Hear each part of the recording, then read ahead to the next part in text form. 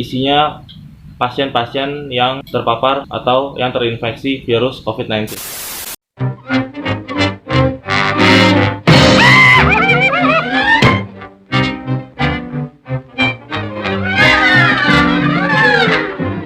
Oke, jadi kali ini gue mau ngebahas pengakuan salah satu pekerja di salah satu rumah sakit yang bukan hampir sih, udah satu gedung itu isinya pasien-pasien yang terpapar atau yang terinfeksi virus COVID-19. Jadi pertama gue mau ngebahas sedikit aja ya tentang si COVID-19 atau si corona ini ya. Jadi COVID itu ada sejak tahun 1937.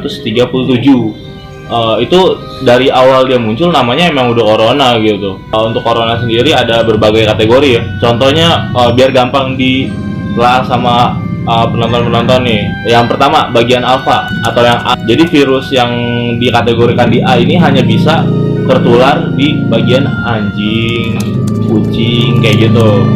Dan di bagian betanya itu cuma manusia, kelelawar, babi gitu. Nah, dan di setiap kategorinya itu dia hanya bisa menularkan virusnya itu di kategorinya sendiri. Jadi di kategori alpha nggak bisa menularin di kategori beta begitu kalau menurut penjelasannya ya. Jadi ternyata virus ini bisa dimodifikasi DNA-nya gitu, dan ini bisa ngerusak inangnya gitu. Seharusnya perubahan virus untuk evolusi butuh waktu yang lama ya kan. Tapi penelitian heran, kok dalam waktu dekat virus sudah terevolusi, berarti virus corona ini udah termodifikasi. Contoh kayak ada kejadian si temen gue yang curhat ini sama gue yang sekarang. Jadi ada pasien COVID itu dia datang, dia di ronsen nih paru-parunya ya kan, paru-parunya di ronsen dan kelihatannya masih fine-fine aja nih, masih ya ada asap-asap dikit karena dia perokok pasif gitu, nggak aktif ya, dia perokok pasif gitu.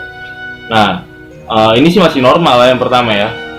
Dan selang 8 jam setelah hasil dari ronsenan itu, 8 jam itu di ronsen lagi, tiba-tiba tuh paru-parunya tinggal setengah, ya mending setengah, seperempat bre.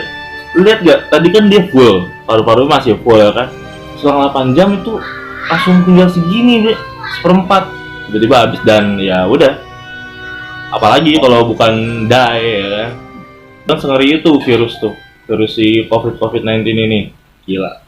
Jadi COVID itu menyerangnya di paru-paru. Beberapa kemungkinan yang paling susah dideteksi itu di otak dan di pencernaan. Dalam menangani virus COVID ini mereka bilang setiap hari pasti ada yang meninggal 1-2 orang di rumah sakit tersebut. Gitu setiap harinya ada nyawa yang hilang. Gokil, parah itu.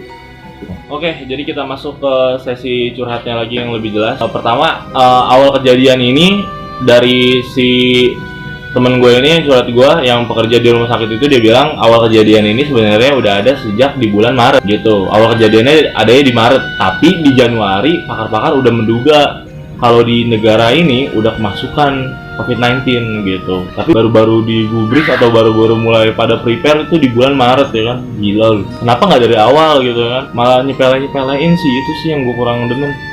Apa-apa disepelein. Sampai mati nih, kelihatan mati 100 orang baru gerak.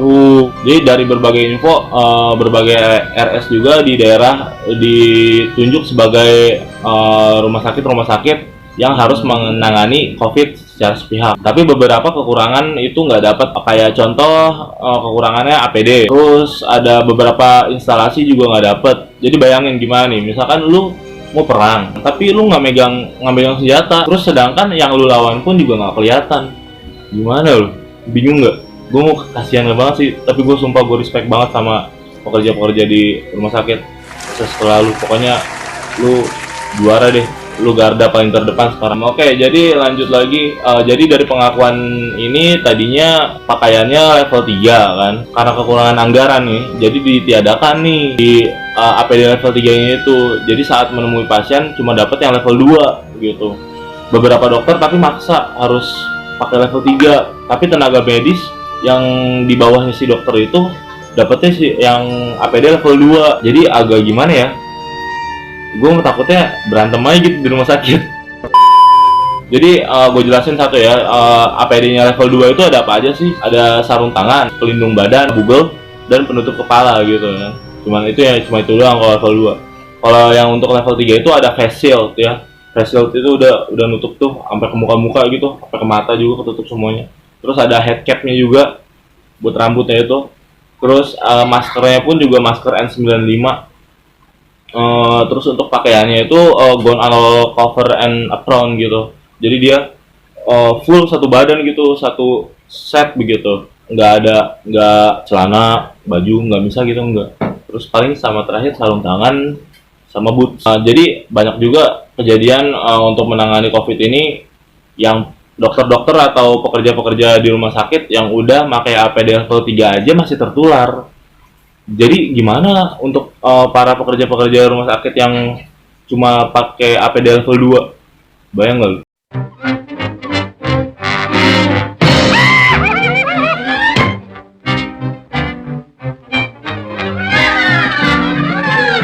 Orang publik yang di sekitar lu ngelihat kalau lu kerja di rumah sakit gitu kan.